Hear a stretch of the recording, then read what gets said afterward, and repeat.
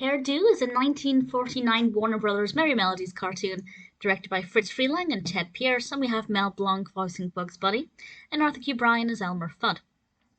And I rather enjoy the setting for this one. It's a little bit different to the usual hunter chasing the rabbit setting, because it does start outdoors ordinarily, that is the case, but Bugs Bunny ends up running into a theatre, and Elmer Fudd chases him into this theatre, and Bugs interacts with the auditorium and the seats, and he dresses up and he tricks Elmer Fudd in all kinds of different ways. And of course, Elmer Fudd is trying to catch the rabbit, but he's very much like a fish out of water.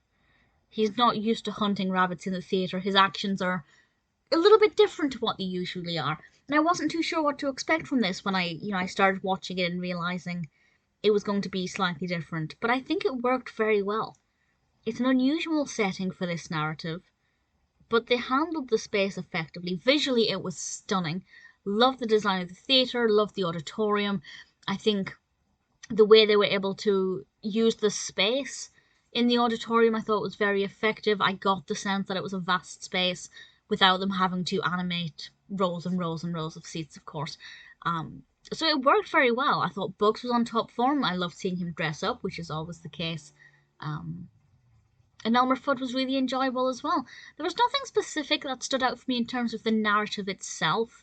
There was nothing specific apart from dressing up that Bugs did that I thought was particularly unique or different, but because they're interacting with different settings and they're in a different environment, it just took a very classic narrative setup and gave it a little bit of a different flavour, and I thought it worked very effectively. If you're a fan of Elmer Fudd or Bugs Bunny, or both of them, and you haven't seen Hare Do yet, I think it's one you'll enjoy. It's a little bit different, and it definitely works very well.